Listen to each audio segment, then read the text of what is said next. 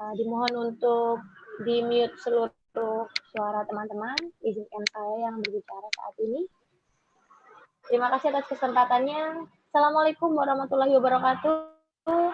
Selamat pagi setengah siang. Salam olahraga. Salam sejahtera untuk kita semua. Om Swastiastu, Namo Buddhaya, Shalom. Ya, terima kasih untuk teman-teman yang masih setia dalam kegiatan coaching class handball jilid 3 ini. Sampai hari ini masih terus semangat dan masih terus mengikuti kegiatan ini dengan seksama. Hari ini kita akan ada 3 pemateri. Mungkin nanti, mohon maaf, 2 pemateri inti dan satunya nanti jika berkenan ada 1 orang yang akan sharing session di akhir sesi kali ini. Perkenalkan, nama saya adalah Andika Tri Pamungkas, perwakilan dari Pemprov. Izinkan saya untuk memandu kegiatan kali ini. Dan hari ini kita akan ada 2 pemateri, yaitu pemateri pertama Irfan Benizar Lesmana SPD, yang akan membahas tentang court player profile handball, yang beliau akan membahas tentang court player profile-nya handball.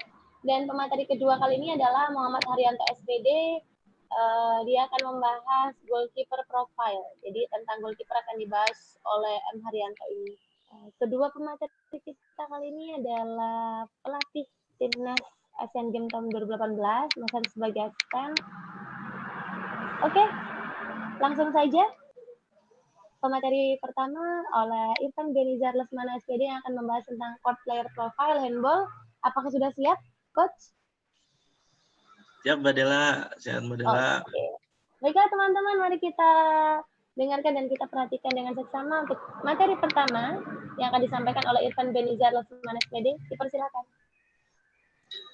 Terima kasih, Mbak Dela. Assalamualaikum warahmatullahi wabarakatuh. Yang saya hormati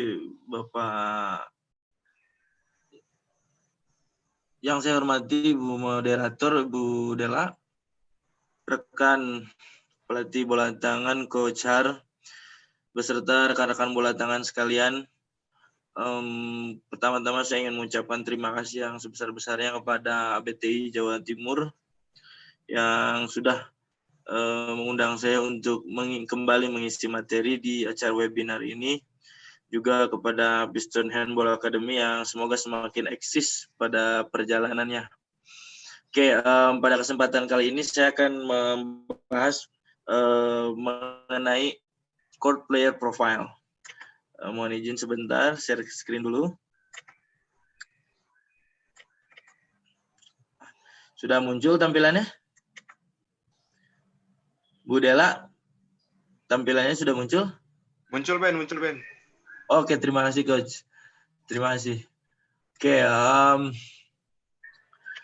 seperti yang sudah pernah dibahas sebelumnya bahwa court player ini adalah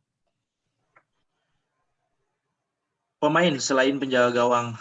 Secara sederhana kita bisa menyebutnya seperti itu, court player adalah pemain selain penjaga gawang. Court player di bola tangan bervariasi jumlahnya, karena kita tidak tahu jumlah penjaga gawangnya di setiap tim berjumlah berapa. Ketika kita bertanding dengan peraturan 14 orang pemain, bisa jadi satu tim akan menggunakan 3 penjaga gawang, 2 penjaga gawang, mungkin 1 penjaga gawang, maka sisanya adalah court player. Court player ini merupakan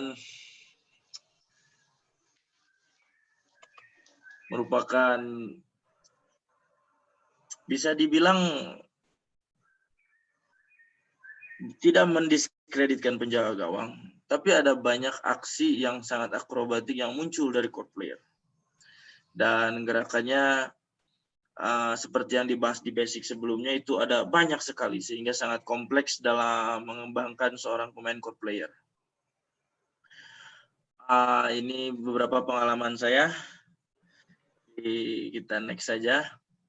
Oke, profile court player ini seperti yang rekan-rekan sudah pelajari juga sebelumnya itu dibongkar. Pada kesempatan kali ini akan kita bongkar berdasarkan aspek fisik, kemudian aspek teknik, kemudian aspek taktik, kemudian aspek mental.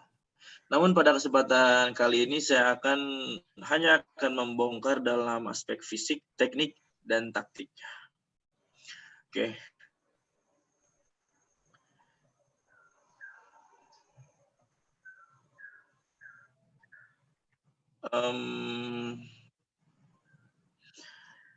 Cara sederhana seperti yang kita bahas pada webinar sebelumnya, profil fisik seorang pemain core player ini untuk standar pemain elit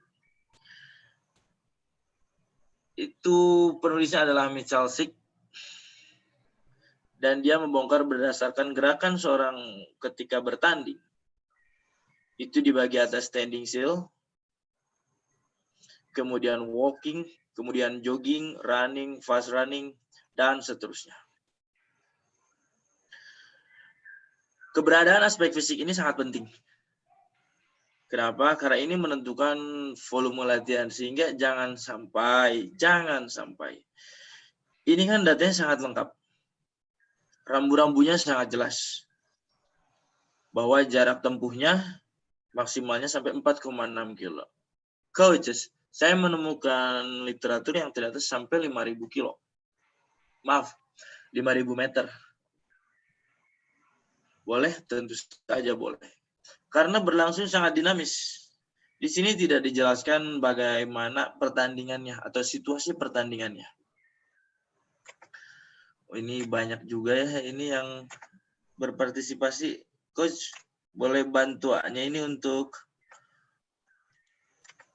bisa di-accept para peserta yang ingin masuk? Belum Apa harus lihat ada. host ya? Banyak di... kamu hostnya, Ben? Oh, berarti aku iya. Oke deh, oke. Tidak apa-apa. Oke, ini modalnya menggunakan GPS. Mereka didata person by person, kemudian dicek. Ini akan sangat berhubungan dengan basic pemain bola tangan itu sendiri. Artinya apa? Mungkin pemain bola tangan harus pernah berlatih seperti seorang pemain bola tangan harus pernah berlatih daya tahan seperti seorang pemain maraton. Boleh dengan volume maksimal yang panjang. Tapi semakin dekat dengan kompetisi, tentunya seorang pemain bola tangan harus disesuaikan jaraknya sespesifik mungkin. Sespesial mungkin. Nah, data ini merupakan data yang spesial. Kenapa? Karena data ini merupakan data replika kompetisi. Artinya apa? Keberadaan data ini merupakan modal dasar kita. Sehingga nanti ketika mau dekat kompetisi, jangan sampai kita masih memberikan latihan lari, misalkan latihan lari yang volumenya lebih dari 4,6 kilo ini. Berdasarkan jarak. Sehingga ketika mereka berlatih SAQ spesialnya, oh ini digabung antara sprinting, sideway movement, kemudian backward running, kemudian fast running. Nah, ini jangan sampai lebih jaraknya. Apalagi di masa kompetisi. Jangan sampai, karena kita ingin cepat, volumenya dibanyakan. Padahal ini sudah ada rambu-rambunya. Nah, seorang pelatih harus mau trial dan error berdasarkan data. Kenapa? Sehingga kita punya prinsip dan kita punya pengalaman. Rekan-rekan yang ada di sini saya yakin berkualifikasi, pernah mengikuti kursus, pernah mengikuti kuliah. Maka rekan-rekan adalah orang yang berkualifikasi. Nah, pada pelaksanaannya yang akan kita kasih ke anak-anak, pada perjalanannya saat kita melatih, alangkah baiknya jika kita berkualifikasi dengan pengalaman. Sehingga apa? Ketika rekan-rekan membina di daerahnya, oke deh. Ini saya sedang di sekolah, apakah atlet sekolah harus 4,6 kilo seperti ini? Tentunya lebih rendah. Artinya apa? Data di sini adalah rambu-rambu. Oh, oke, ini data maksimalnya. Rekan-rekan punya data yang youth, rekan-rekan bisa pakai juga. Oh, saya punya data yang junior, maka rekan-rekan bisa gunakan juga. Artinya apa? Sekali lagi, modal rekan-rekan berdasarkan kualifikasi rekan-rekan, hasil pendidikan rekan-rekan. Alangkah baiknya jika digunakan dengan kualifikasi, dengan pengalaman. Tentu itu punya nilai lebih. Oke, ini profil fisik seorang pemain bola tangan. Dari sini kita bisa melihat semuanya. Dari satuan waktu kita bisa pakai. Oke. Dan yang paling penting dalam membongkar ke bentuk-bentuk latihan, harus selalu mengikuti sistem energi. Seperti yang disampaikan kemarin, karena yang kita latih manusia. Rambu-rambunya adalah sistem energi. Karena batasan manusia berdasarkan sistem energi. Oke, next.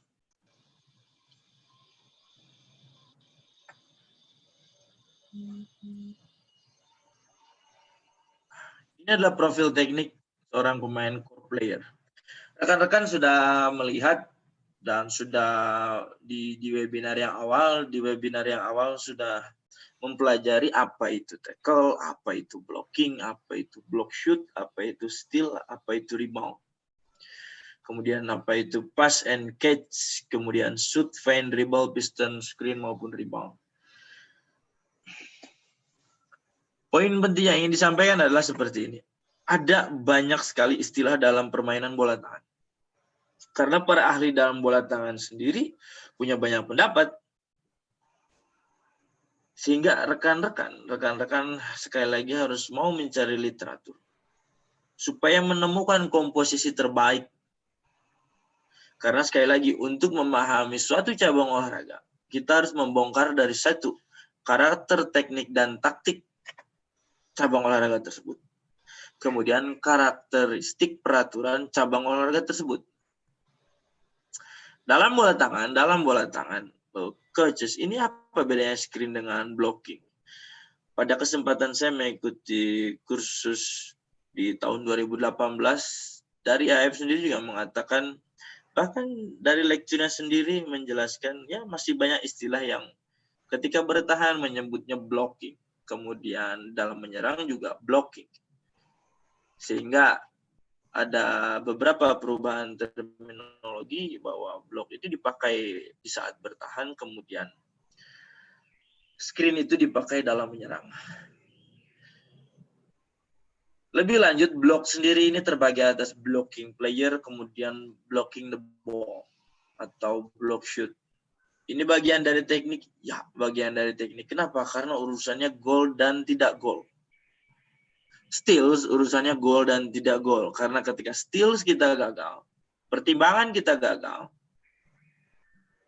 maka tim kita yang kebobolan. Rebound ada. Lebih banyak dicantumkan tidak, karena memang pada pelaksanaannya rebound dalam bola tangan jumlahnya lebih sedikit. Tidak sebanyak tackle, blocking, block shoot, steal, itu tidak terlalu banyak. Tapi sekali lagi, rebound harus pernah dipelajari. Tentu saja, kenapa? Karena punya nilai poin. Karena di beberapa kompetisi jika rekan-rekan menonton,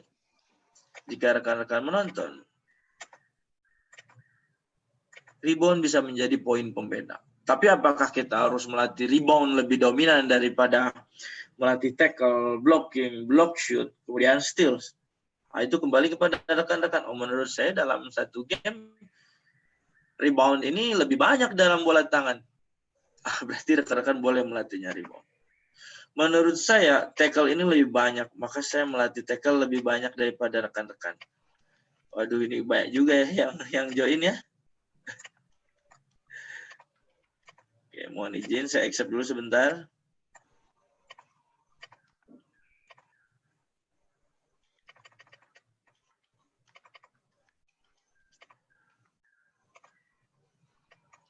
Oke, nggak selesai ya ini. Banyak sekali ini. Oke. Kemudian untuk Profil teknik dalam menyerang itu ada pass and catch, shoot, feint, dribble, piston, screen, rebound. Mana yang lebih penting? Lalu bagaimana nih misalkan kualitas kita dibandingkan negara lain berdasarkan profil dari teknik dasar di Asia Tenggara? Kita mengenal di Asia Tenggara bahwa Thailand adalah juaranya untuk kategori indoor. Jika berdasarkan data penelitian yang saya lakukan, hasil uji statistik pada kompetisi IHF Trophy 2016. Ini saya di sini hanya akan menyontohkan yang putra.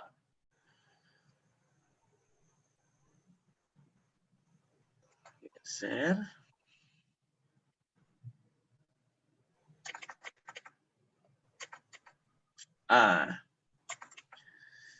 Rekan-rekan bisa melihat sendiri bagaimana kualitas performa Indonesia melawan Thailand. Ini diambil sampel adalah top player pemain putra dan top player pemain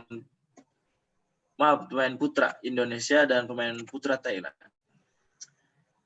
Jika ditelisik, ternyata kualitas individu pemain kita itu ternyata tidak berbeda jauh. Ini mohon bisa dipahami bahwa passing 97%, catching 98% itu jelek ya. Karena dalam 10 kali menyerang ada 1 bola yang lepas. Kenapa? Karena one pass, one goal. 1 passing menilai 1 bola. Ini jelek. Tapi jika misalnya ketika dibandingkan dengan pemain Thailand, ternyata ya 77-80 ini top player Indonesia dan top player pemain Thailand.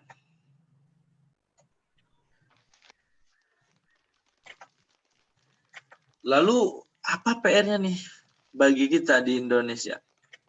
Karena bola tangan adalah cabang olahraga bergu, maka tidak cukup hanya mengandalkan 1 pemain saja.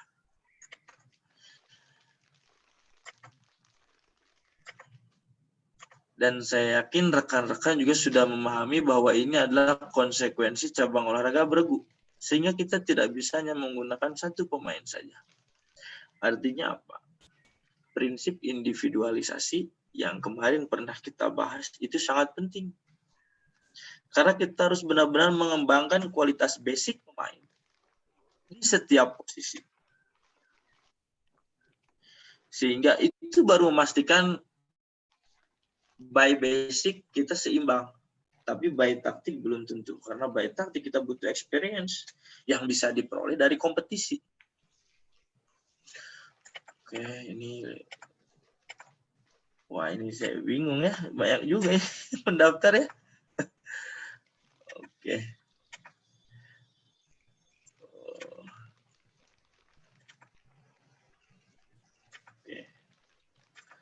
Selamat datang rekan-rekan.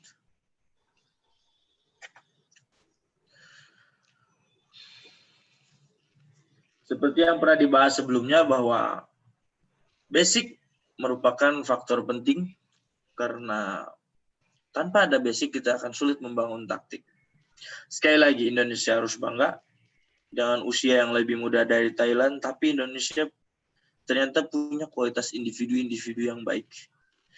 Artinya apa? Hasil pembinaan rekan-rekan sekalian ini ternyata berhasil.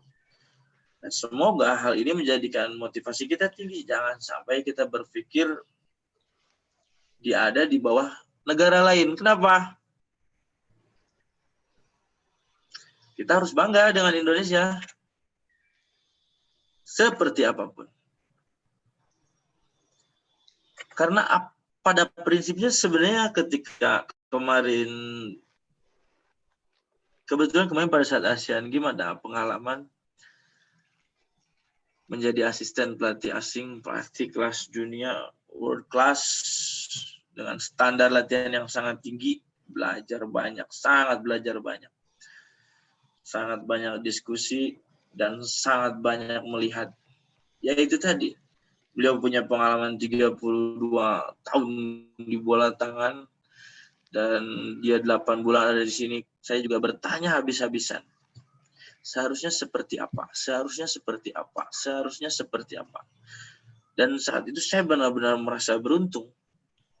Saya benar-benar merasa beruntung dan bisa belajar banyak dari pelatih kelas dunia. Dan saya sangat berterima kasih kepada PB Abdi pada saat itu. Karena saya beruntung memiliki pelatih kepala kelas dunia.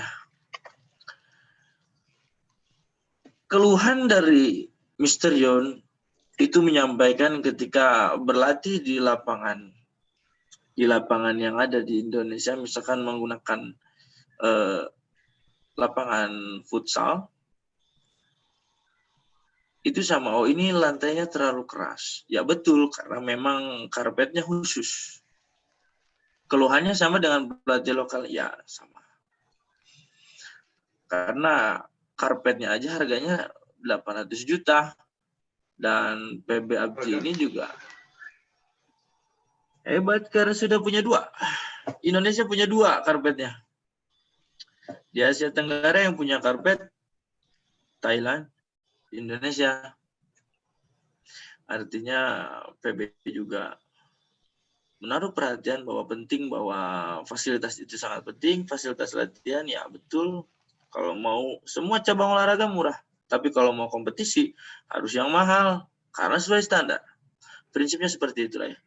Kembali lagi, ketika membicarakan masalah basic, passing sikut harus tinggi, catching tangannya dibuka, feinting, stepnya ada yang pendek, ada yang panjang, shooting sikutnya diangkat, dibentuk twist, dan lain-lainnya.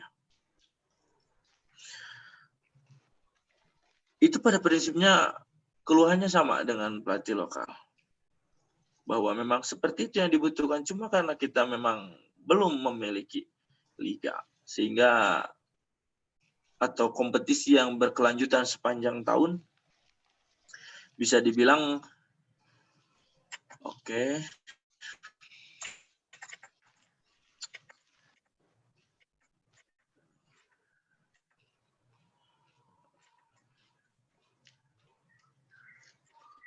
Kita next.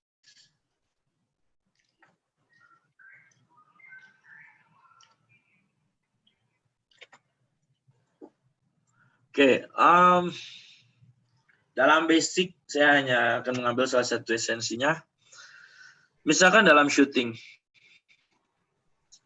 ini ternyata pemain elit wanita. Kita kemarin putra terus ya, sekarang kita coba di putri. Pemain wanita, ini sampel datanya diambil dari Liga Spanyol, Liga Utama Putrinya, dan Spanyol kemarin 2020 untuk putranya juara, untuk putrinya belum. Negara besar di bola tangan karena banyak sekali dari negara-negara lain itu bertanding di Spanyol atau menjadi pemain di klub-klub Spanyol. Ketika kita lihat dalam tembakan 7 meternya itu dia 20 maksimal sampai ke 23 km per jam. Jika di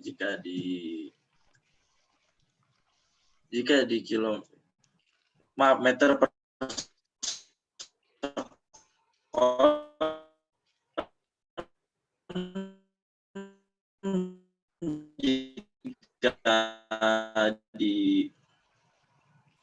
yang ingin kita bahas adalah kita bisa kok speed gun,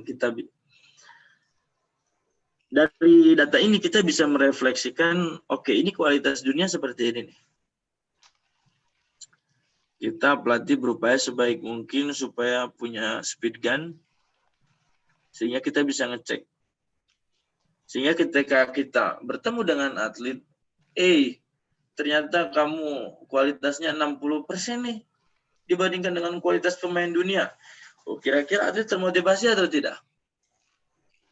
Ternyata kecepatan tembakan kamu 80% nih dengan pemain tingkat dunia.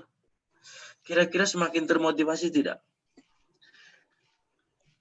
Melalui data ini, kita gunakan sebaik mungkin untuk memotivasi atlet sehingga atlet benar-benar mau bertahan dan punya motivasi lebih untuk berkembang.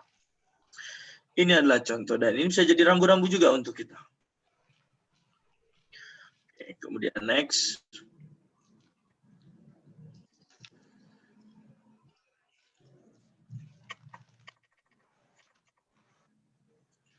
Sekarang untuk struktur pertandingan.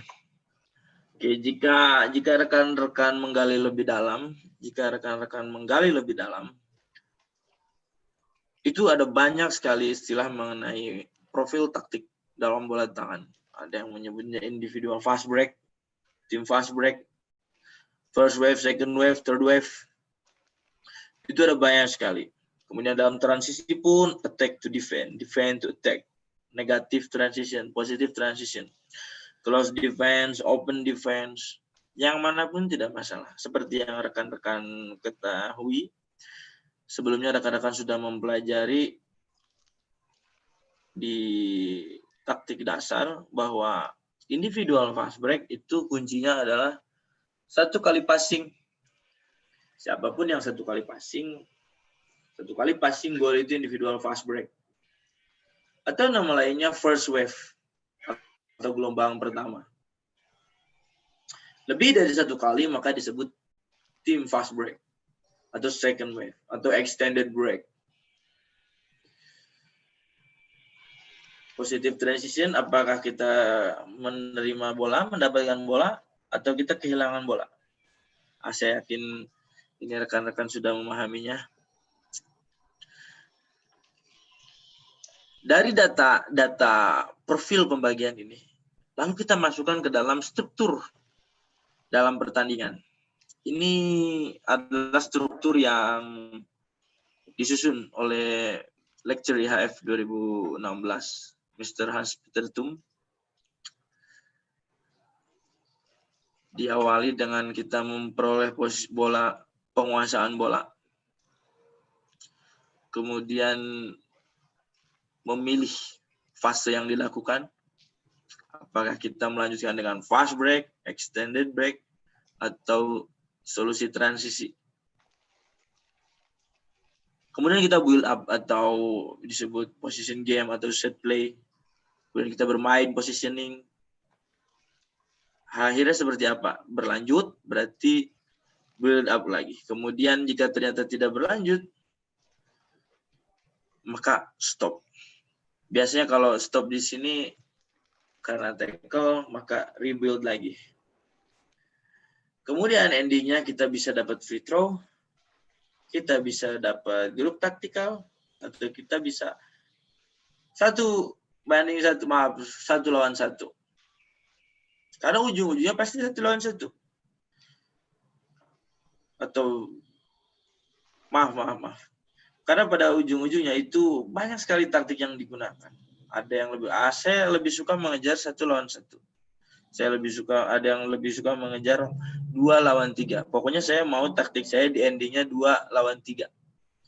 Saya mau endingnya 3 lawan 3. Saya mau endingnya 3 lawan 2. Nah, itu tergantung pelatih juga. Profil mana yang mau kita kedepankan? Ketika kehilangan bola, kita turnover.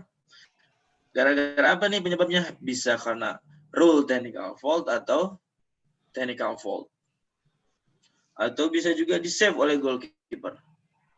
Atau bisa juga ternyata memasukkan bola. Sehingga kembali lagi kita bertahan. Nah, keberadaan struktur ini itu harus diwarnai sekali lagi, harus diwarnai dengan profil taktik yang kita inginkan. Saya mau menjadi tim yang menyerang. Saya mau menjadi tim yang cepat. Saya mau jadi tim yang set play. Nah, ini kembali lagi kepada seorang pelatih, inginnya seperti apa. Saya lebih suka membentuk tim saya berdasarkan modal pemain yang saya miliki. Bijak. Pokoknya saya mau standar saya masuk. Tidak salah. Selama sumber dayanya ada. Artinya apa? Struktur of the game ini, atau struktur pertandingan ini, struktur dalam memainkan bola ini ada banyak sekali trial dan error yang harus kita lakukan, coaches. Karena kita tidak tahu respon anak ini seperti apa ketika fast draw off. Karena kita belum mengenal responnya seperti apa ini ketika kehilangan bola. Nah, untuk memahami karakter ini, sekali lagi dibutuhkan trial dan error. Setelah ada trial dan error, tolong jadikan data. Tulis kebiasaan-kebiasaan pemain, habit-habit pemain. Sehingga kita bisa membentuk tim yang benar-benar kita inginkan. Mungkin itu saja yang dapat saya sampaikan. Kurang lebihnya saya mohon maaf. Untuk host akan saya kembalikan kepada maaf. Endingnya adalah dari data tadi itu akan membentuk suatu data statistik. Nah, dalam statistik menyerang. Dalam statistik secara taktik itu dikenal sebagai, pasti dalam pertandingan itu ada minority majority. Artinya jumlah kita lebih sedikit atau lebih banyak. Kemudian dicek lagi dominan tim fast break kah kita? Individual fast break kah kita? Atau dominan tim fast break kah kita? Atau tim yang dominan position game? Berdasarkan data ini, ini sangat beruntung. Kita punya data lawan, lebih beruntung lagi. Ternyata dominannya di individual fast break, kita hentikan, kita paksa set play. Ternyata dia dominannya di set play, maka kita mainkan temponya lebih cepat. Nah, sekali lagi, untuk mengembangkan tim seperti ini perlu trial dan error. Sebelumnya saya mohon maaf karena cukup banyak pengalihan dalam seminar kali ini, tapi semoga bisa menjadi bagian dari inspirasi dan prestasi rekan-rekan. Untuk saya kembalikan hostnya kepada Bu Dela.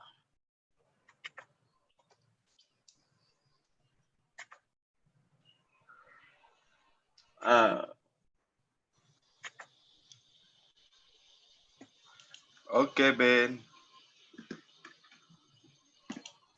Monggo, Coach Har. Oke, saya ke Dela dulu. Terima kasih banyak Coach Benny atas penjelasannya bagaimana kita untuk bisa membentuk tim tadi. Bahwa trial dan error itu penting banget ya Coach ya dalam sebuah tim untuk kita bisa lebih baik lagi. Terima kasih Coach Benny atas penjelasannya. Oke, selanjutnya kita akan masuk ke pemateri 2, yaitu tentang goalkeeper profile handball. Ini buat teman-teman yang kiper atau sedang melatih kiper, dengerin baik-baik. Ini ada Coach Haryanto, pelatih Puslada Jatim, yang akan menyampaikan materi tentang goalkeeper profile handball. Kepada Muhammad Haryanto, Coach Haryanto, sudah siap? Monitor, Coach. Sudah siap, Del. Udah siap dari tadi ya, Coach ya. Sudah siap ya, Coach ya. Oke, silakan menyampaikan materi tentang goalkeeper profilnya handball, Coach. Kepada Coach Haryanto, dipersilakan.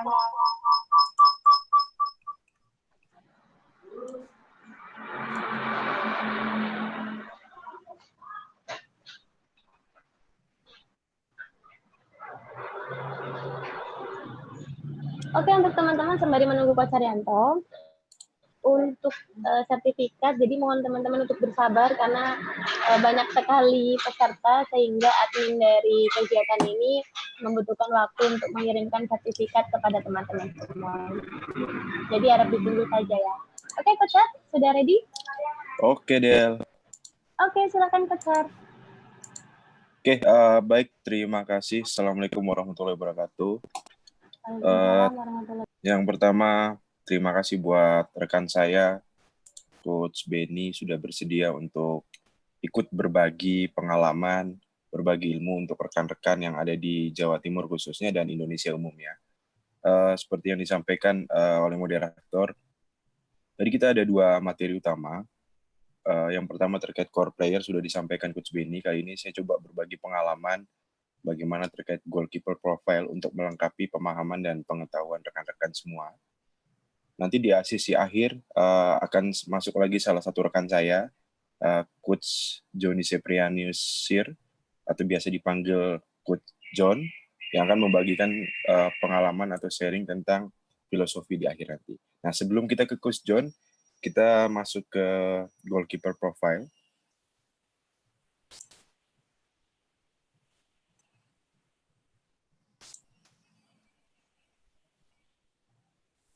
Oke, yang pertama yang harus rekan-rekan tahu dari goalkeeper profile ini, kita bahas empat sub. Yang pertama terkait fisik, yang kedua terkait teknik, dan yang ketiga terkait taktik, serta tidak lupa terkait psikologi. Jadi 4 hal ini saling terkait. Kalau kita bicara terkait di pertandingan, fisik, teknik, taktik, dan psikologi ini saling terkait.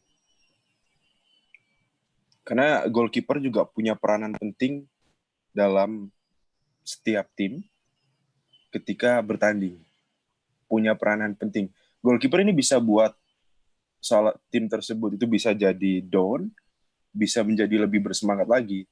Jadi akan sangat berpengaruh psikologi ke teman-temannya. Nah, kita masuk ke yang pertama, ke teknik dan taktik.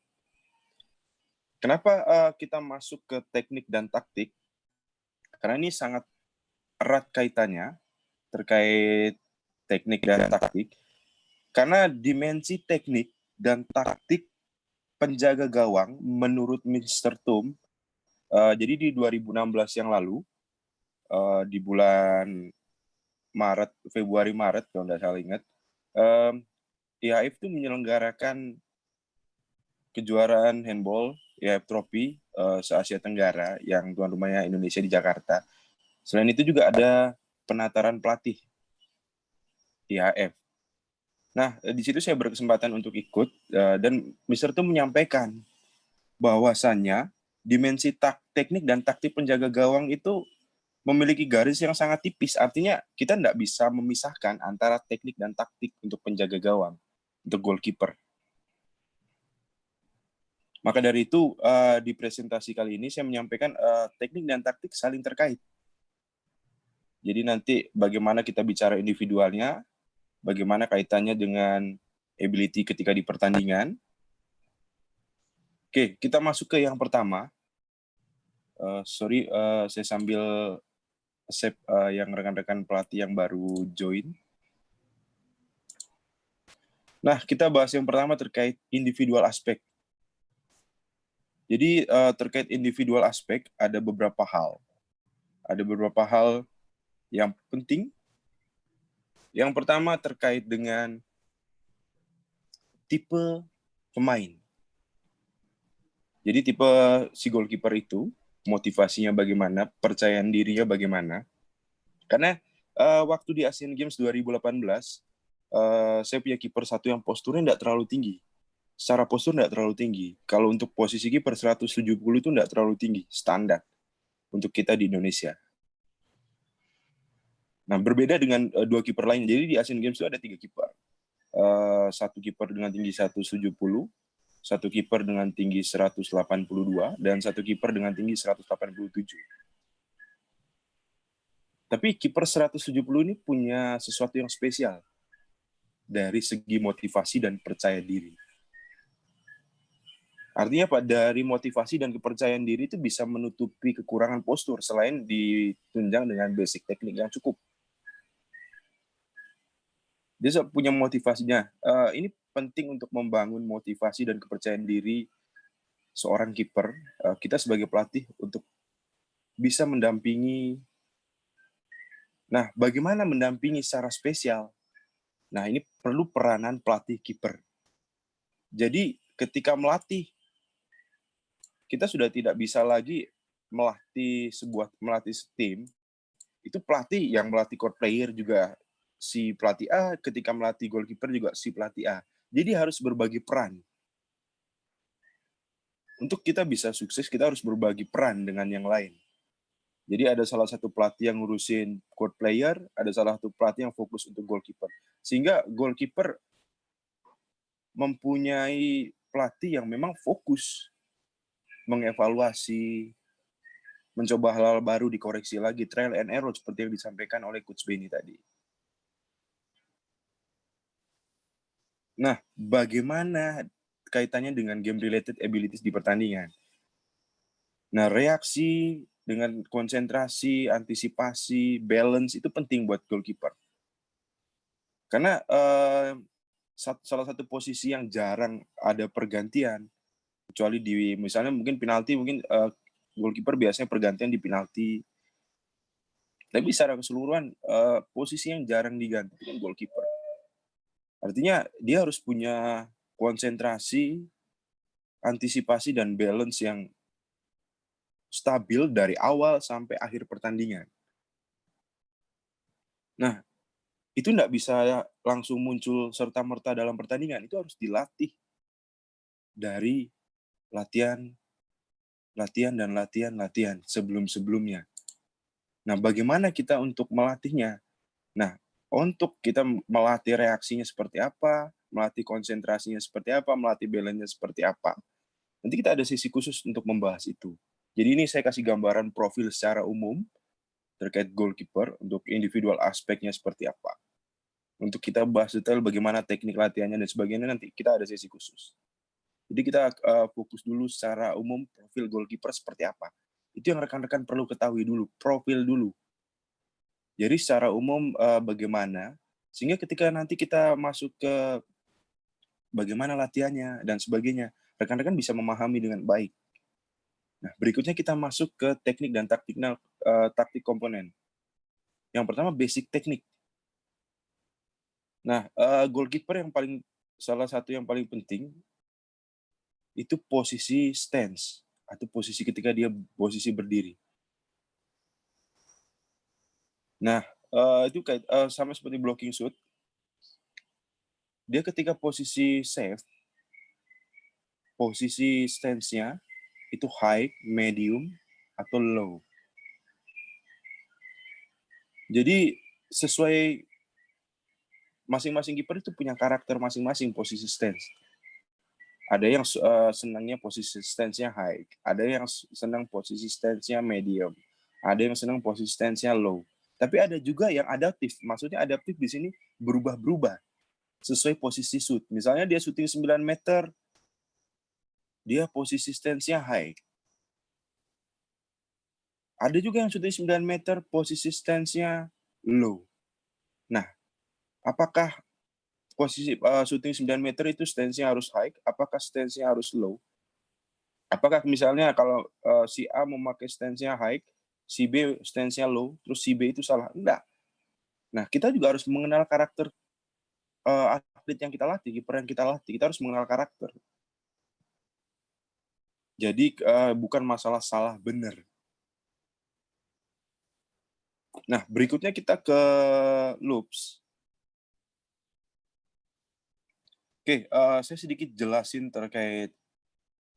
Jadi loops ini sama seperti yang saya sampaikan di awal terkait dimensi taktik penjaga gawang. Jadi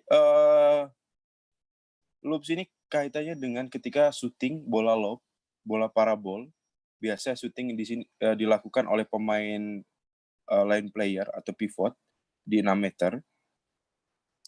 Jadi positioning yang tepat berdasarkan kondisi di pertandingan. Karena pemain line player atau pivot ini shootingnya biasanya nggak kenceng atau nggak pakai power. Jadi biasanya bolanya pelan, cuma ditaruh aja. Kadang-kadang cuma didorong atau di lob. Nah, kiper harus bisa baca pertandingan Kiper itu nggak bisa baca jalannya pertandingan. Kiper harus 100% bisa baca pertandingan. Karena kiper ini bukan pajangan. Jadi kalau kiper hanya diam, tanpa suara, hanya berdiri di gawang, untuk seperti itu sangat tidak bisa direkomendasikan. Jadi peran kita sebagai pelatih memberi pemahaman ke kiper bahwa handball ini dinamis. Jadi kita nggak bisa mikir ketika misalnya line player shooting, kita nggak bisa mikir bahwa si line player ini bakal ngelob shootingnya, bolanya bakal di lob. Oh, dia bakal ke kanan nih, dia bakal ke kiri. Jadi di handball itu dinamis. Kita nggak bisa langsung eksekusi teknik, misalnya save bola atas kalau bolanya belum rilis. Jadi bukan tebak-tebakan.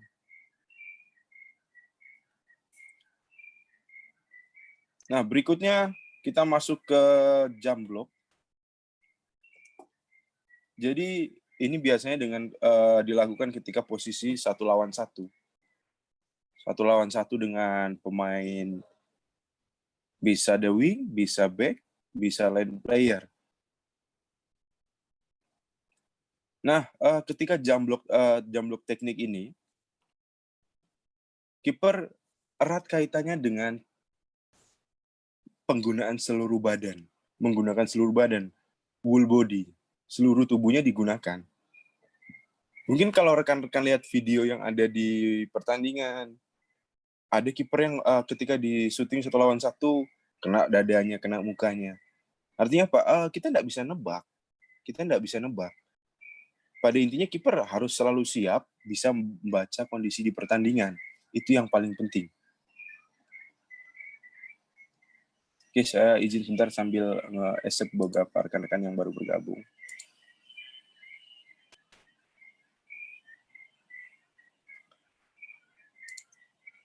Nah, berikutnya kita masuk ke passing. Passing ini salah satu yang penting, seperti kalau disampaikan oleh pemateri sebelumnya. Passing maupun catching, ini harus wajib dikuasai semua pemain, baik court player maupun goalkeeper. Nah, ini erat kaitannya dengan beberapa hal berikut nanti. Ada beberapa hal yang akan saya sampaikan nanti di slide berikutnya. Oke, berikutnya kita ke situasi yang adaptif. Implementasi atau situasi yang adaptif. Jadi ini kaitannya variasi teknik. Maksudnya di sini, rekan-rekan bisa membuat model latihan atau melatih kiper rekan-rekan dengan situasi di pertandingan. Tapi tentunya setelah menguasai basic teknik secara bertahap. Ketika sudah menguasai basic teknik secara bertahap, rekan-rekan bisa langsung lanjut memodifikasi latihan sesuai dengan adaptasi di pertandingan seperti apa. Bisa menggunakan pemain court player untuk misalnya membantu ketika misalnya syuting berapa meter, ada syuting dari double save. Jadi misalnya ada satu syuting 9 meter, ada satu yang syutingnya di wing. Jadi ketika habis save bola 9 meter, bola geser ke wing. Jadi bisa dimodifikasi. Nah, berikutnya teknik taktik terkait posisi tepat. Jadi bagaimana kita save bola dari wing, save bola dari pivot, save bola dari 9 meter. Koordinasi sama defense. Ketika free throw dan ketika penalti. Dan ketika penalti digeser dengan fast atau extended break. Nah, dengan posisi wing ketika shoot posisi wing ini paling penting. Karena seringkali kiper ketika posisi shooting dari wing itu hanya diem di gawang, ngasih space, ngasih ruang dengan jarak yang cukup untuk pemain menyerang. Jadi misalnya dari wing kiri, kiper rata-rata yang saya lihat selama ini yang ada di Jawa Timur, jadi saya berbicara yang ada di Jawa Timur, ketika menonton pertandingan-pertandingan yang ada di Kejurda, kiper-kiper masih ketika bola wing, syuting dari wing, itu hanya diem di tiang gawang. Menunggu bola datang, baru bergerak. Tidak sama sekali menutup posisi. Nah, ini erat kaitannya dengan wrong position. Makanya di teknik tactical komponen ada saya sampaikan terkait right positioning. Jadi bagaimana posisi yang benar? Nah, harusnya seperti apa di posisi wing? Kita harus bisa menutup ruang. Bagaimana menutup ruang? Yang pertama bisa dilakukan, jadi ini saya belajar dari Mr. Yon, sama seperti Coach Benny, ketika di Asian Games yang lalu, kita juga belajar. Coach Benny belajar mungkin terkait banyak di core player, saya juga banyak belajar terkait di goalkeeper, bagaimana sih, saya nanya, posisi goalkeeper ketika di wing kanan atau di wing kiri, yang tepat seperti apa ketika harus save bola wing. Jadi untuk memudahkan kita kalau kita masih belum terbiasa, kan biasanya kita hanya diem di gawang, nempel ke tiang tuh. Yang bisa kita lakukan, kita lihat dulu sudutnya, si sudut shooter. Nempel di gawang, maju satu langkah. Kalau ketika kita di posisi gawang bagian kanan, berarti kaki kanan yang naik duluan, satu langkah ke depan. Tangan dengan posisi naik. Nah, nanti contoh detailnya ada di sesi berikutnya. Jadi gambarannya juga seperti itu. Jadi ketika kita ada di posisi gawang bagian kanan, ya kaki kanan duluan yang naik. Kita agak sedikit menutup ruang shooter. Ketika di kiri, berarti kiri yang naik duluan. Jadi itu yang saya pelajari ketika dengan Mr. Yon. Itu basic yang paling mudah ketika kita tidak terbiasa untuk menutup ruang, untuk naik menutup ruang posisi wing. Nah, itu sama halnya dengan posisi pivot. Kita lihat dulu posisi pivot di mana. Intinya ketika shooting yang wing, shooting pivot close range, kita tidak boleh hanya statik di gawang. Kita tidak bisa, posisi kiper itu tidak bisa statik di gawang. Kiper harus bisa naik 1-2 langkah, menyesuaikan kondisi baik. Kita lihat lagi kondisi di pertandingan seperti apa. Jaga jaraknya seperti apa.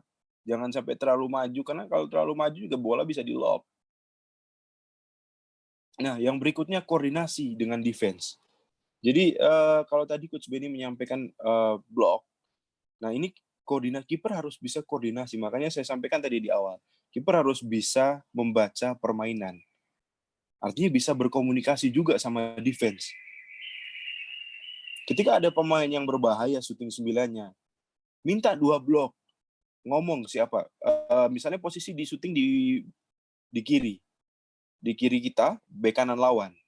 Berarti minta 2 orang. Kalau misalnya berbahaya, minta 2 orang. Nah, minta bek kiri kita sama center untuk ngeblok. Atau minta bek kiri sama pivot yang ngeblok. Jadi bisa disesuaikan. Jadi mau satu yang ngeblok, mau yang 2 blok, komunikasi, kiper komunikasi. Nah, kalau nggak ada komunikasi di situ, itu yang buat sering error. Nah, tadi saya menyampaikan di basic teknik terkait passing. Ini erat kaitannya dengan free throw.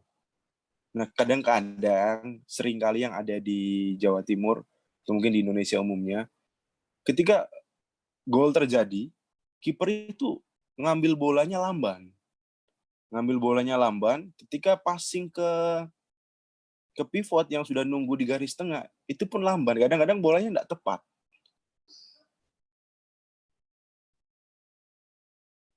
Nah, berikutnya koordinasi juga terkait free throw 9 meter.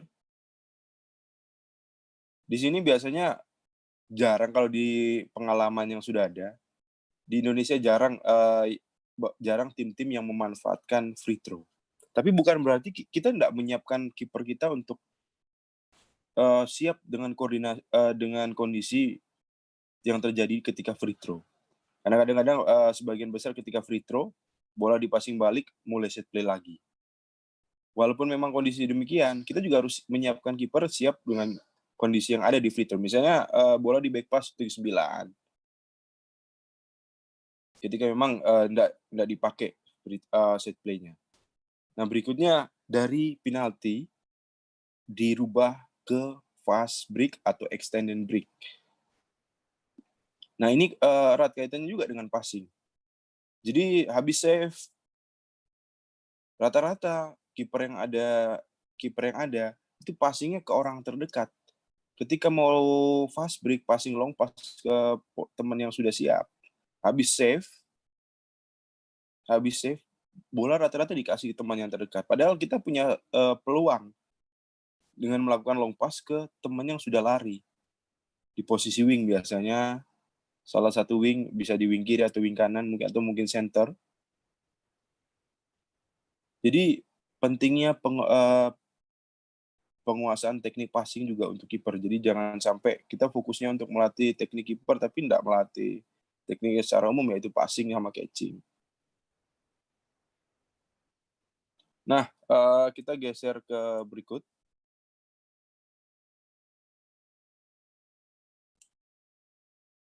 Ke organisasi dalam latihan. Jadi biasanya kiper kalau kita latihan, kalau di Jawa Timur atau sebelumnya sewaktu saya belajar sama Mr. Yon di Asian Games yang lalu, jadi kiper biasanya kita mulai latihan, idealnya latihan duluan. Jadi waktu yang spesial kita bisa latih kiper duluan. Setelah itu kita baru masukkan ke tim. Jadi kiper latihannya secara terpisah. Jadi pentingnya pelatih kiper berkoordinasi dengan pelatih kepala dalam setiap tim. Jadi mengorganisasi latihan yang tepat. Jadi dalam latihan nggak selalu kiper latihannya bareng. Jadi mungkin untuk di awal-awal, ketika mungkin di periode sesi umum, persiapan khusus, mungkin kiper dikasih waktu spesial, maksudnya spesial di sini, dikasih waktu sendiri, latihan sendiri dulu bersama pelatih penjaga gawangnya atau pelatih kipernya. Jadi kiper latihan dulu. Ketika sudah nanti sudah masuk ke materi inti, mungkin baru gabung sama tim. Jadi itu mungkin dilakukan sampai persiapan khusus. Mungkin ketika kita masuk ke prakompetisi, baru mungkin kita udah mulai bareng sama kiper dari awal. Dari warming up sudah bareng sama kiper.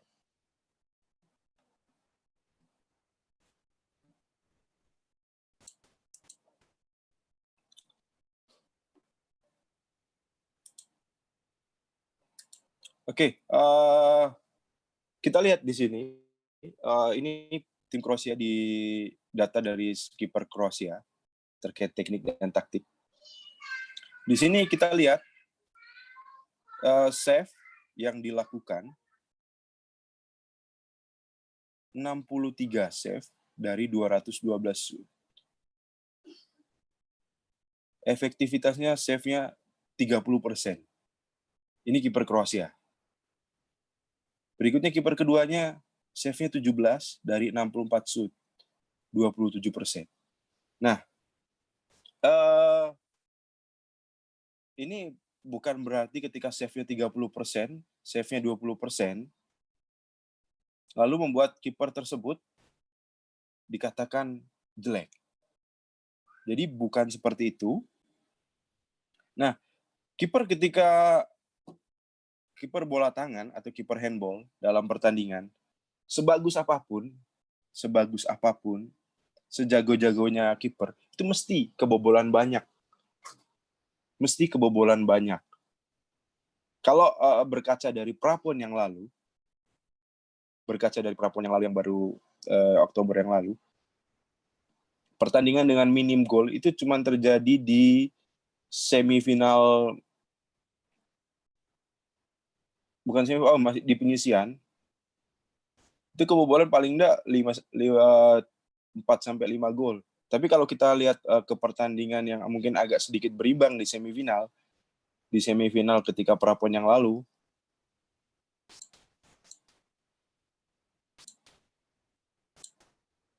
jadi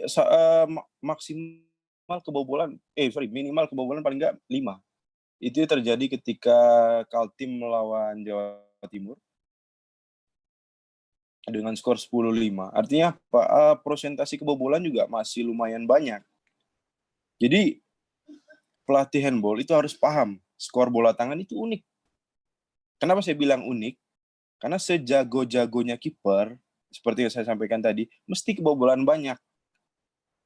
Tugas kita sebagai pelatih berkoordinasi, misalnya posisi saya ini sebagai pelatih kepala, berkoordinasi ke pelatih kiper, gimana memastikan kiper jangan sampai kebobolan banyak. Nah, kita nggak boleh memarahi kiper. Kita harus punya pelatih kiper memang yang khusus buat mengevaluasi seperti yang tadi saya sampaikan. Karena banyak sekali soal psikologi yang terlibat. Jadi kiper itu mesti harus punya pelatih kiper sendiri yang di samping memberikan support, memberikan evaluasi ketika di pertandingan. Jadi kiper akan merasa nyaman karena banyak aspek yang terpenuhi menurut dia. Oke, kita geser ke berikut.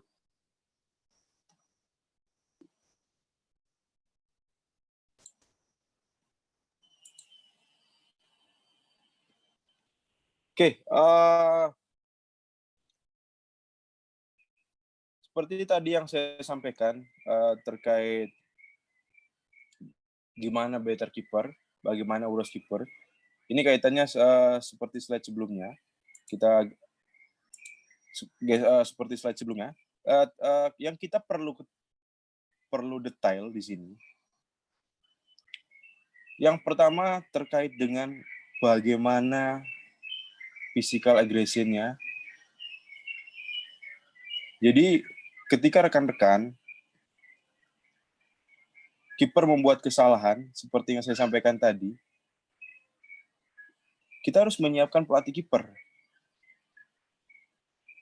yang mengoreksi bagaimana kondisi fisiknya di pertandingan, apa yang dia lakukan, dievaluasi, sehingga dia merasa nyaman, dia merasa tenang, dia bisa lebih fokus dalam pertandingan.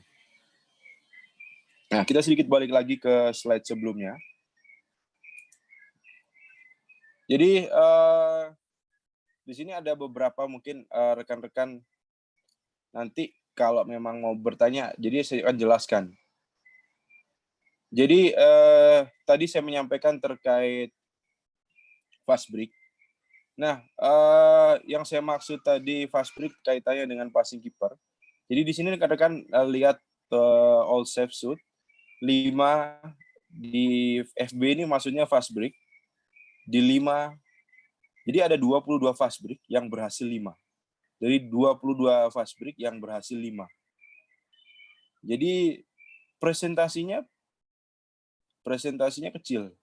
Tapi bukan berarti kiper itu jelek. Nah, ini tugas rekan-rekan memastikan bahwa kiper bisa passing, baik passing pendek ataupun long pass. Jadi kita bisa memaksimalkan presentasi ketika ada peluang, baik itu ketika fast break atau extended break.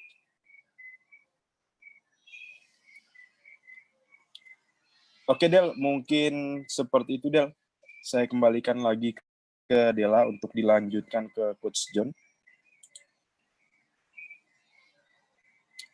Apabila ada yang mau ditanyakan nanti mungkin bisa disampaikan di akhir. Sekian dari saya, mungkin kalau ada salah-salah kata saya mohon maaf, mungkin nanti kita bisa sharing-sharing lagi.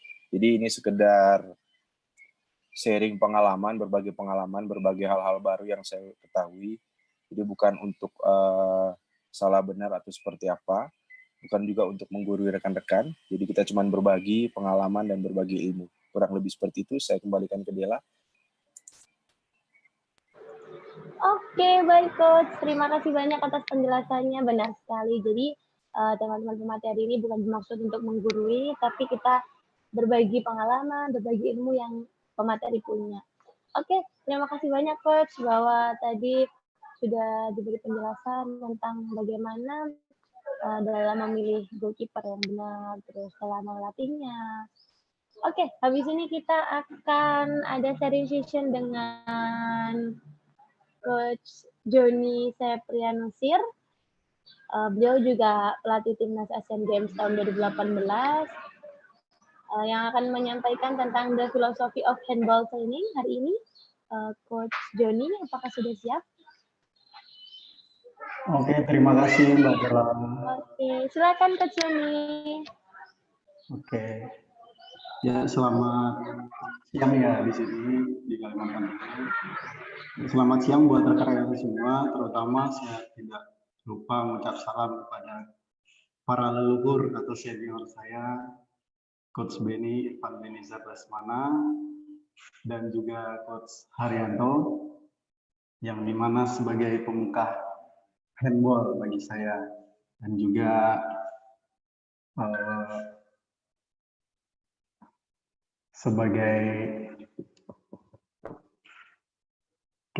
dan juga sebagai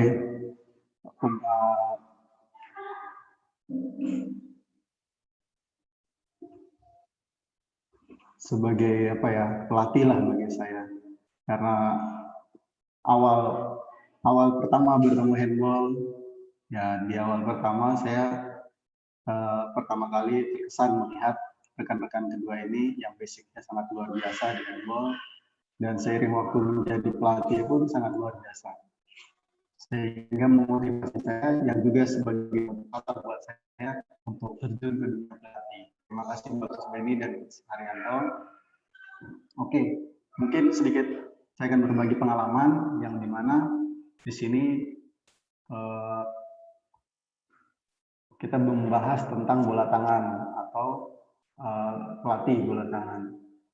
Di sini banyak sekali yang sudah disampaikan sama kedua rekan saya, Coach Irfan Benizar dan Coach Haryanto, yang dimana mengenai coach player atau goalkeeper sudah sangat banyak sekali ilmu yang diberikan. Dan di sini saya menyambung tentang filosofi handball, atau ya saya sedikit berbagi pengalaman dalam melatih bola tangan. Siapa tahu dari teman-teman yang di sini banyak pelatih yang mungkin bisa berbagi nanti di akhir sesi. Oke, mungkin yang saya ambil pertama di sini awal mula mengenal handball di sini kita banyak yang mungkin dari rekan saya sudah tahu banyak bercerita ya, awal mula mulai mengenal dari bangku kuliah, sudah mulai dari mata kuliah, akhirnya merasa tertantang atau merasa wah ini olahraga yang menantang, yang akhirnya membawa saya terjun sepenuhnya di bola tangan. Dan di mana pada kesempatan lalu saya bersama kedua rekan saya dipilih untuk masuk ke dalam sebagai satu tim di tim Asian Games 2018 lalu, dan pada waktu itu sangat luar biasa. Di situ pengalaman yang luar biasa saya dapatkan baik dari pelatih asing Mr. Yon dari Korea Selatan maupun dari kedua rekan saya, baik itu Irfan Benizar dan juga Coach Haryanto, yang dimana saya dapat bergabung bersama kedua rekan saya itu luar biasa, karena mereka berdua adalah pelatih-pelatih yang luar biasa, ditambah lagi dengan satu pelatih asing dari luar negeri yaitu dari Korea Selatan, itu luar biasa sekali.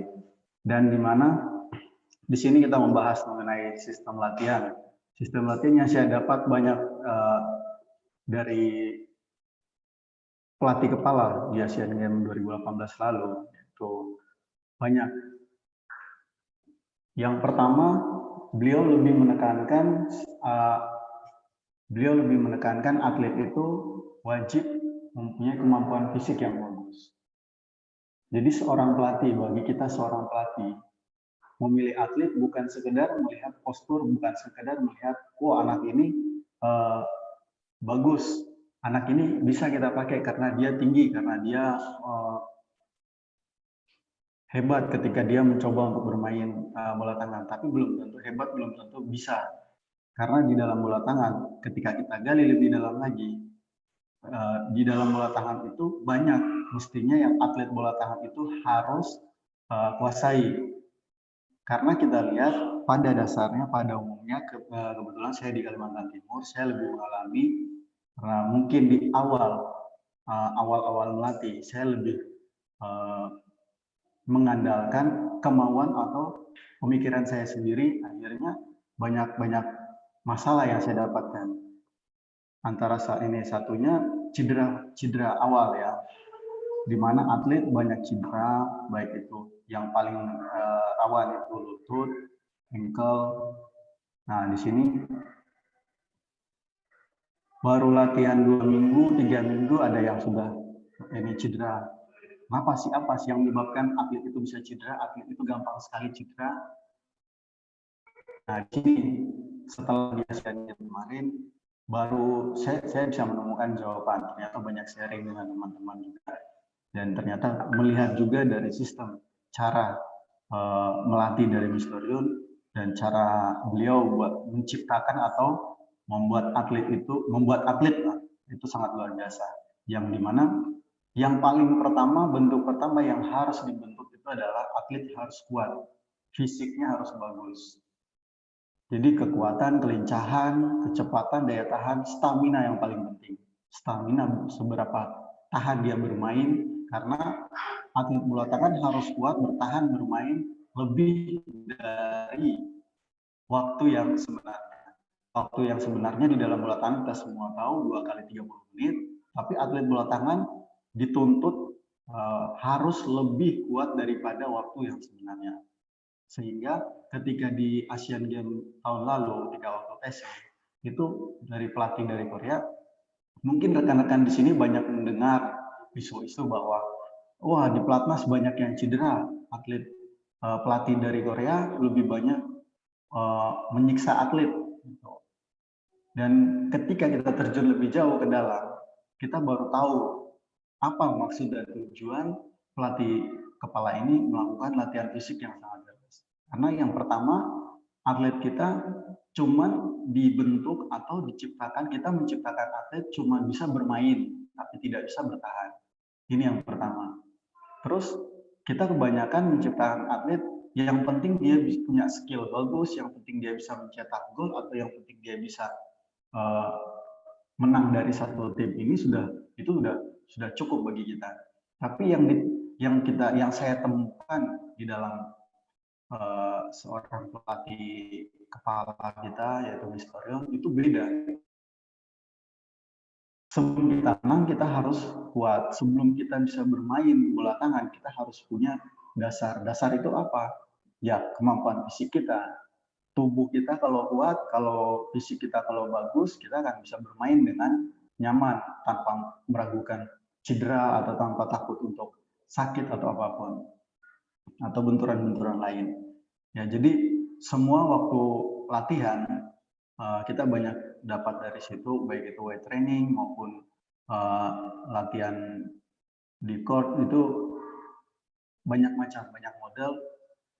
Mungkin di lain kesempatan kita bisa sharing apabila ketemu atau bisa melalui media WhatsApp kita bisa sharing lebih lanjut lagi. Karena saya yakin kedua rekan saya juga lebih banyak mengambil ilmu dari pelatih kepala. Nah, ya beliau berdua sangat luar biasa, orang yang lebih terkemuka daripada saya. Ya juga di sini pelatih kepala lebih menekankan untuk latihan fisik. Ketika fisik kita kuat, kita akan baru mulai masuk ke dasar-dasar teknik. Yang tadi sudah disampaikan kedua rekan saya, baik itu Coach Irfan Benizar mengenai court player, baik itu Muhammad Haryanto sebagai goalkeeper, semua itu sudah masuk ke dalam permainan. Yang saya mau sampaikan di sini, ini di awal yang bagaimana sih kita mulai masuk ke dalam semua itu.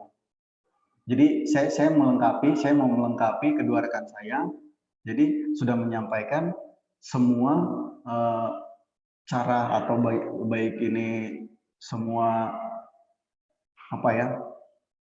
tingkat-tingkat permainan yang sudah masuk ke level yang di atas. Ya, di sini saya mau menyampaikan di awal bagaimana kita mulai membentuk atlet. Yang di sini saya pelajari, yaitu yang pertama atlet itu harus kuat. Yang kedua, barulah kita boleh masuk ke teknik dasar. Yang di sini ditekankan pelatih harus menekankan atlet harus bisa mempunyai dasar yang bagus. Dasar yang bagus kedua di sini adalah passing catching, karena kita tahu dimanapun olahraga apapun, yang paling inti, yang paling wajib adalah teknik dasar. Ketika sudah mempelajari teknik dasar yang baik, dia akan bisa mengembangkan semua gerakan-gerakannya dia melalui baik imajinasinya, baik instingnya, baik apapun yang dia miliki. Ya, jadi seperti itu.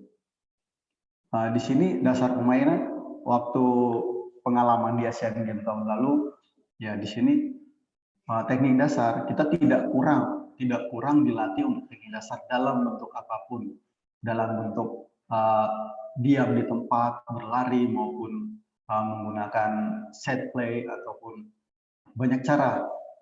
Ya, di sini passing, catching, dribble, shooting, dan shooting pun tidak sembarang.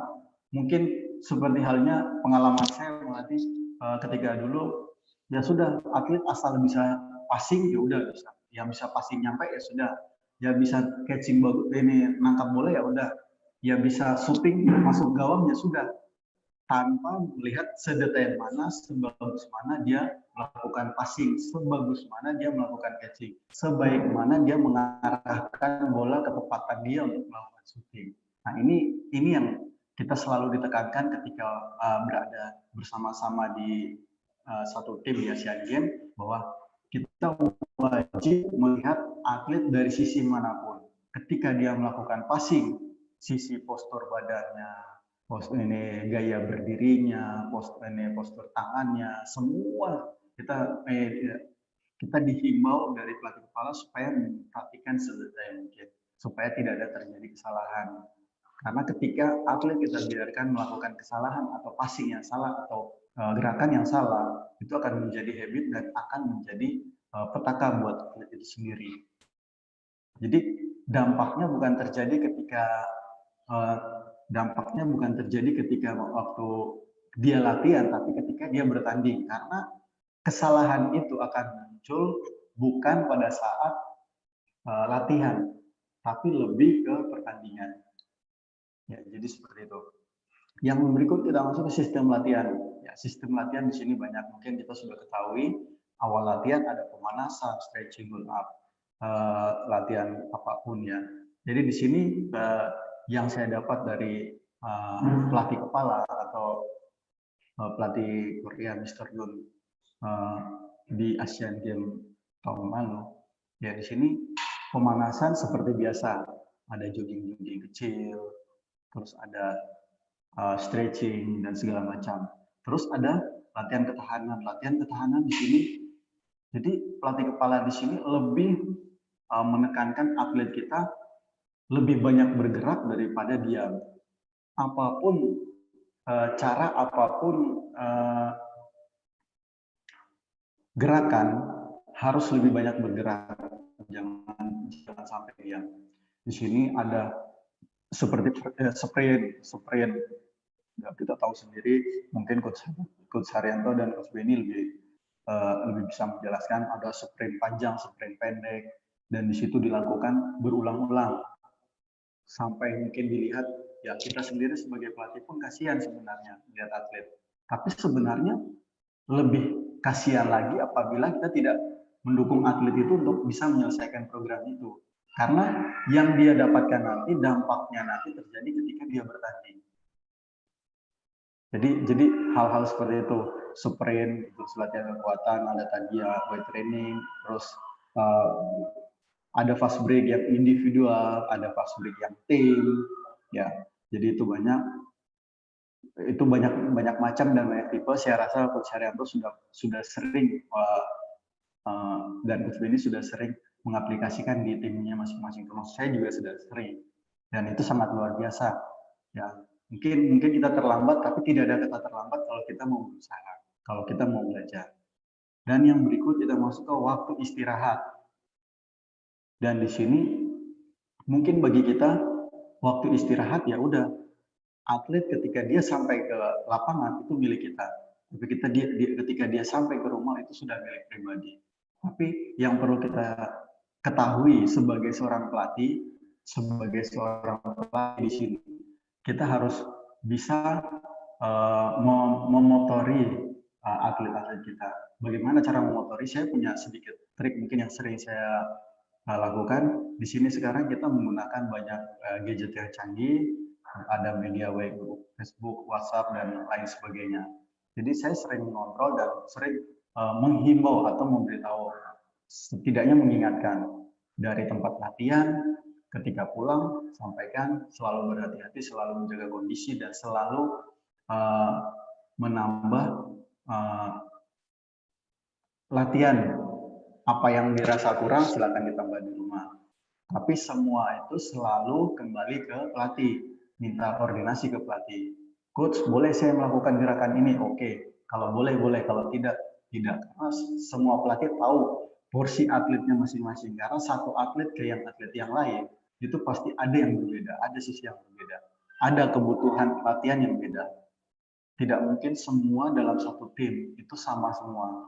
Karena pasti di dalam satu tim itu pasti ada 1, 2, atau 3 orang yang berbeda bentuk fisiknya, cara mungkin daya pemikirannya itu pasti berbeda. Nah, di sini kita sebagai pelatih sangat penting kita melihat semua ini, semua sisi seperti ini. Jadi bukan sebagai pelatih cuma tahu di lapangan tiup fluid, yang penting dia bisa syuting, dia bisa nembak, dia bisa gini dan sebagainya sudah aman.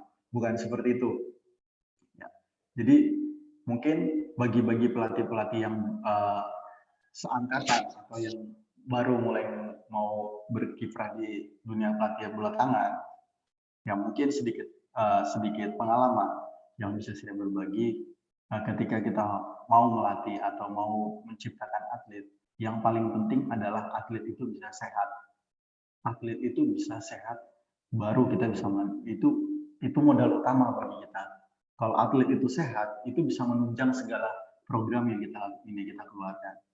Ketika atlet itu sedikit-sedikit sakit, sedikit-sedikit ngeluh, sedikit-sedikit gini, wah itu fatal. Apalagi tanda kutip atlet yang liar. Liar di sini banyak. Nah, di sini banyak yang liar. Nah, di sini kita sebagai pelatih banyak betul hal yang perlu kita tekankan ke atlet. Bukan dipaksakan, tapi dihimbau. Ya, lebih ke himbauan. Kalau kita paksakan, ada atlet yang bisa menerima, ada atlet yang tidak bisa menerima. Tapi kalau kita sering menghimbau, mungkin ketika kita menghimbau kali ini, dia akan berpikir, oke, nanti aja. Tapi setiap hari atau setiap waktu tidak bosan-bosannya kita menghimbau, dan semakin lama atlet itu akan berpikir, wah ini kebutuhan saya. Dan saya juga petik banyak dari teman atau kedua rekan saya, baik Coach Irfan Benijat dan juga Coach Muhammad Haryanto, yang dimana pada event sebelumnya kemarin Prapon yang sangat luar biasa, pertandingan atau kejuaraan yang sangat luar biasa. Tadi sudah dikutip sedikit oleh Coach Haryanto, yang dimana pertandingan yang paling minim gol yaitu Kaltim West Jawa Timur.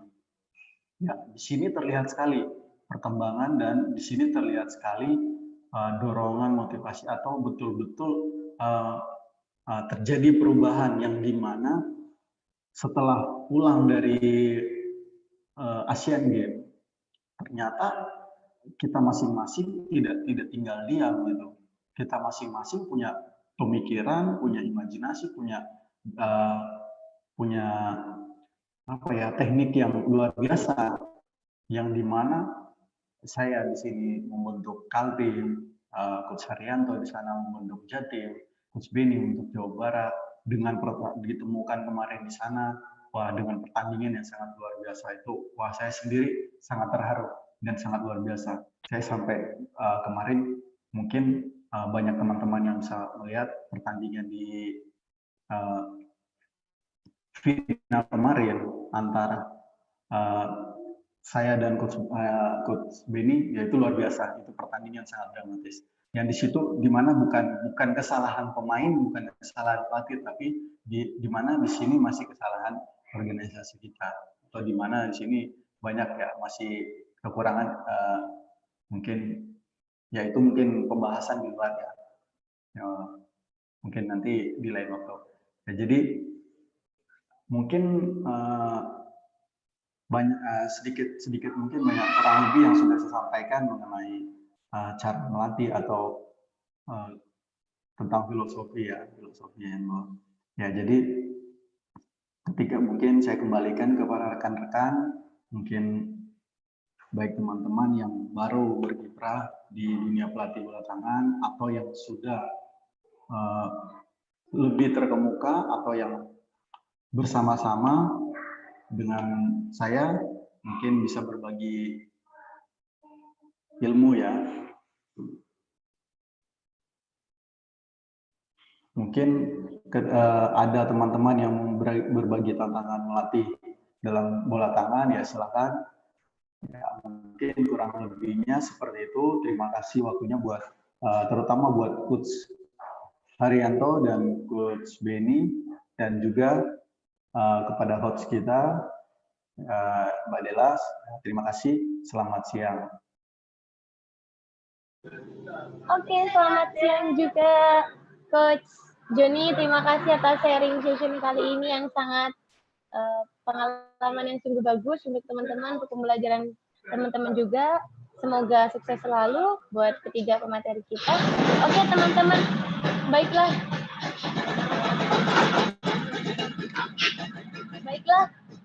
Begitu kami akan buka sesi pertanyaan. Mohon maaf jika ada suara yang kurang berkenan. Untuk kali ini kita ada 3 pertanyaan. Silakan buat teman-teman yang ingin bertanya, silakan chat di chat Zoom nama, asal, dan pertanyaannya. Untuk pemateri yang mana, silakan. Akan ada 3 pertanyaan yang akan saya sampaikan.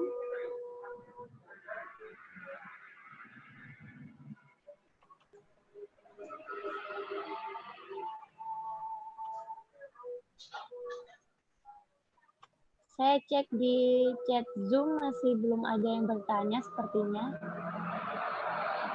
Semuanya masih absen.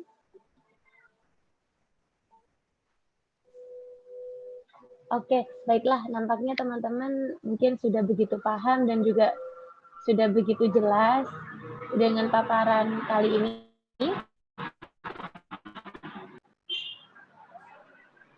Coach Haryanto, monitor. Coach Haryanto.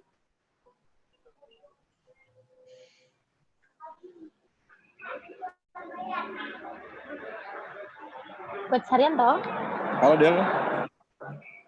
Ya. Ini saya sembari menunggu teman-teman untuk mungkin ada hal yang ingin ditanyakan. Namun nampaknya belum ada di chat. Coach Har, kita tunggu dulu atau bagaimana?